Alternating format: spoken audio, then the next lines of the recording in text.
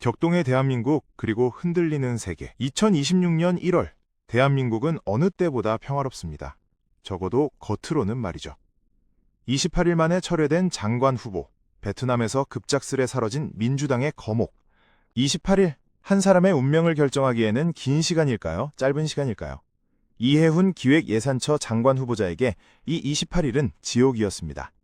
이재명 대통령이 전격 지명 철회를 발표한 순간 청와대는 단 한 문장으로 모든 것을 설명했습니다. 국민 눈높이에 부합하지 못했다. 하지만 그 이면에는 훨씬 복잡한 이야기가 숨어 있었습니다. 아파트 부정청약 의혹, 자녀 입시 비리 의혹, 그리고 청문회에서의 해명은 오히려 기름을 부었습니다. 제 가족도 내 집 마련의 꿈이 있었다는 답변은 수백만 무주택자들의 분노를 샀고, 당시 법적으로 문제 없었다는 해명은 도덕성 논란에 불을 붙였습니다. 여론은 차가웠습니다. 온라인 커뮤니티에는 내로환불의 전형이다. 이게 민생 경제를 책임질 사람의 자격이냐는 댓글이 폭주했습니다. 결국 청와대는 여러 사안을 종합적으로 검토했다고 밝혔지만 누가 봐도 명백했습니다. 이것은 여론 악화 앞에서의 굴복이었습니다. 이해훈 후보자의 낭만은 단순한 인사 실패가 아닙니다. 이재명 정부가 내건 공정과 상식이라는 가치가 첫 번째 시험대에서 어떻게 작동하는지를 보여준 리트머스 시험지였습니다.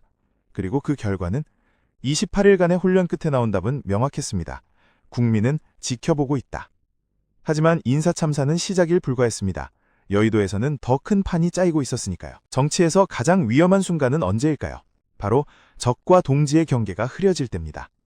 더불어민주당과 조국혁신당, 두 야당의 합당 시계가 빨라지고 있습니다. 공식적인 발표는 아직입니다.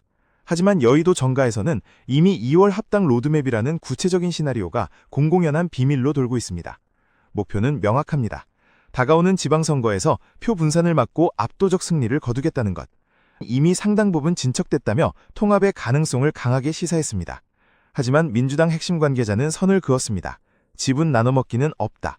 우리가 주도하는 통합이다. 그러나 권력의 정점에서 축배를 들 때 발밑에서는 균열이 시작되고 있었습니다.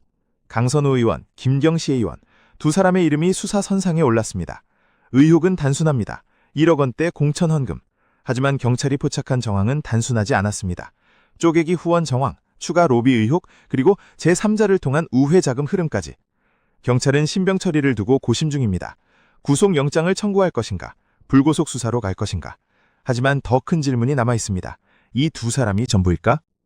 수사가 확대되면 어디까지 갈까요? 누군간 이렇게 말합니다. 정치자금 위반은 빙산의 일각일 뿐이다. 진짜 문제는 그 돈이 어디서 왔고 무엇과 교환됐느냐다. 합당으로 몸집을 불리려는 민주당. 하지만 그 내부에서는 사법 리스크가 시한폭탄처럼 찌깍거리고 있습니다. 승리의 길과 추락의 나락, 두 갈림길 앞에선 여의도. 그리고 바로 이 순간 그 길을 누구보다 잘 알던 한 사람이 영원히 떠났습니다. 1월 셋째 주 베트남 하노이, 이해찬 전 국무총리가 출장 중에 갑자기 쓰러졌습니다. 심근경색, 현지 병원으로 긴급 이송됐지만 77세의 거목은 끝내 일어나지 않았습니다. 이해찬, 이 세 글자가 한국 정치에서 의미하는 바는 무엇일까요? 1970년대 그는 독재에 맞선 투사였습니다. 감옥을 드나들며 민주주의를 외쳤던 청년. 하지만 그는 거기서 멈추지 않았습니다. 1990년대 그는 전략가였습니다. DJ 노무현, 문재인, 그리고 이재명까지 4명의 대통령을 배출한 킹메이커 이해찬이 없었다면 민주당의 오늘이 없었다는 평가가 나오는 이유입니다. 2000년대 그는 책임 총리였습니다. 노무현 정부에서 국무총리를 역임해 실무형 리더십을 보여줬습니다. 그것이 이해찬의 스타일이었습니다. 칠선 의원 50년 정치 인생, 그가 걸어온 길은 한국 민주주의의 역사 그 자체였습니다. 여당이든 야당이든 조문했습니다. 정치적 입장은 달랐지만 그의 소신과 원칙은 존경했다는 추모사가 이어졌습니다. 어떤 이는 이렇게 말했습니다. 이해찬은 적을 만들려 하지 않으려는 정치인이었다. 그래서 더 많은 사람을 움직일 수 있었다. 이제 무대는 경제로 옮겨갑니다. 그리고 그곳의 풍경은 더욱 참담합니다. 집이 자산인 시대는 끝났습니다. 정부가 칼을 빼들었습니다. 다주택자 양도세 중과 유예 연장 불가. 이 말이 무슨 의미인지 아십니까? 2주택 이상 보유자가 집을 팔면 양도소득세가 최대 85.2%까지 부과됩니다. 10억짜리 집을 팔아 5억을 남기면 그중 4억 이상을 세금으로 내야 한다는 것입니다. 사실상 징벌적 과세입니다. 기재부 관계자는 단호했습니다. 투기 수요를 억제하고 시장을 정상화하기 위한 불가피한 조치다. 하지만 시장의 반응은 냉담합니다. 세금으로 집값을 잡겠다는 발상 자체가 1970년대 사고방식이다. 정부도 시장 충격을 우려하고 있습니다. 그래서 내놓은 카드가 5월 9일 한시적 구제안입니다. 그 전까지 계약을 체결하면 기존 세율을 적용해주겠다는 것. 하지만 이것은 또 다른 문제를 낳습니다. 투매러시입니다. 5월 9일 전에 팔아야 한다는 공포가 시장을 지배하면서 다주택자들의 급매물이 쏟아지고 있습니다. 가격은 당연히 하락합니다. 문제는 이 하락이 실수요자에겐 기회가 아니라는 점입니다. 왜? 대출이 막혀 있으니까요. 그리고 여기 더 충격적인 숫자가 있습니다. 서울 아파트 상위 20% 평균 가격 13억 4천만 원, 서울 아파트 하위 20% 평균 가격 9천만 원, 격차 14.5배, 역대 최대 격차입니다. 2020년에는 이 격차가 10배였습니다. 불과 6년 만에 4.5%포인트 벌어진 것입니다. 왜 이런 일이 벌어졌을까요? 답은 간단합니다. 똘똘한 한 채 선호 현상. 다주택 요제가 강화되자 사람들은 여러 채 대신 한 채에 올인하기 시작했습니다. 당연히 그 한 채는 최고급 아파트여야 했습니다.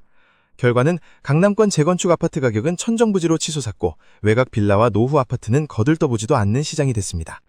부동산 전문가 김모 씨는 이렇게 말합니다. 중산층이 사라지고 있습니다. 집을 통한 계층 상승은 이제 불가능에 가깝습니다. 부모 찬스 없이는 서울에 집 한 채 마련하는 것 자체가 로또 당첨 수준입니다. 82.5%의 세금, 14.5배의 격차. 이 숫자들이 말하는 것은 하나입니다. 대한민국 부동산 시장은 이미 전쟁터가 됐고 그 전쟁에서 승자는 이미 정해졌다는 것. 하지만 집 없는 서민들에겐 더 큰 충격은 따로 있었습니다. 장을 보던 그곳에마저 무너지고 있었기 때문입니다. 마트가 문을 닫는다는 것은 단순히 쇼핑할 곳이 사라진다는 의미가 아닙니다. 그것은 동네가 죽는다는 신호입니다. 홈플러스, 한때 대한민국 유통업계 빅3였던 이 공룡이 무너지고 있습니다. 기업 회생 절차 돌입, 매장 19개 폐점, 무엇이 홈플러스를 이 지경으로 만들었을까요? 첫째, 온라인 쇼핑의 급성장입니다. 쿠팡, 네이버, ssg.com. 소비자들은 이제 마트에 갈 이유를 찾지 않습니다. 클릭 몇 번이면 새벽에 배송되는데 굳이 무거운 짐을 들고 주차장을 헤맬 필요가 있을까요? 둘째, 코로나19의 후유증입니다.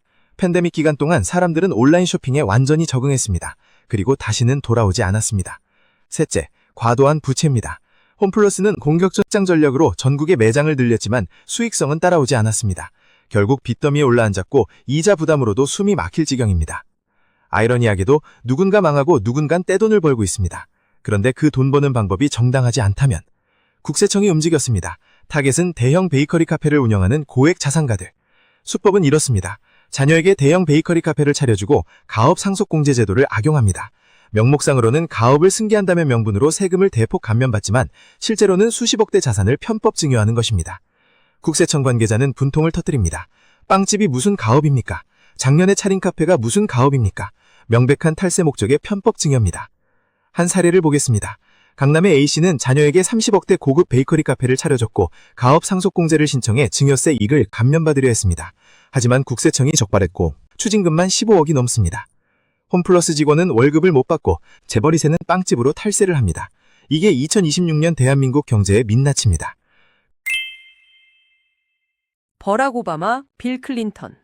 민주당 출신 두 전직 대통령이 25일 침묵을 깼습니다. 이들의 분노가 향한 곳은 바로 트럼프 행정부의 살인적 이민 단속이었습니다. 발단은 미니애폴리스에서 발생한 연쇄 총격 사건입니다.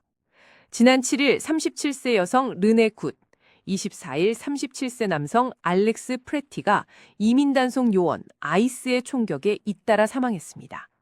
충격적인 건 이 두 사람 모두 미국 시민이었다는 사실입니다. 오바마 전 대통령은 즉각 성명을 내고 가슴 아픈 비극이자 미국의 핵심 가치가 공격받고 있다는 경종이라며 강한 우려를 표했습니다. 트럼프 행정부는 요원들이 생명의 위협을 받았다며 정당 방위를 주장하고 있습니다. 하지만 목격자들이 촬영한 영상 속 진실은 달랐습니다. 오바마 전 대통령은 이를 정확히 꼬집었습니다. 행정부의 설명은 영상 속 정황과 완전히 배치된다며 지금의 단속 전술은 시민을 위협하고 도발하기 위해 고의적으로 고안된 것이다 라고 직격탄을 날렸습니다. 단순한 사고가 아니라 공포를 조장하기 위한 기획된 폭력이라는 것입니다. 빌 클린턴 전 대통령의 경고는 더욱 섬뜩합니다. 그는 지금을 미국 민주주의의 분기점이라고 규정했습니다. 책임 있는 자들이 우리에게 거짓말을 하고 우리 눈으로 본 것을 믿지 말라고 강요한다.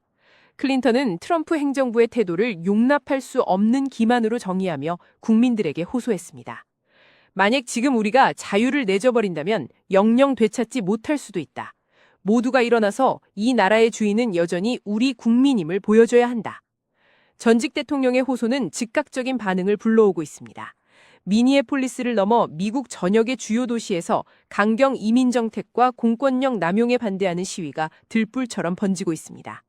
시민을 지키지 않는 국가, 거짓을 말하는 정부, 이에 맞서 일어나라는 전직 대통령들의 호소가 과연 트럼프 행정부의 폭주를 멈춰 세울 수 있을까요? 오늘 뉴스는 여기까지입니다. 궁금하시다면 구독과 알림 설정, 그리고 여러분의 생각을 댓글로 남겨주세요.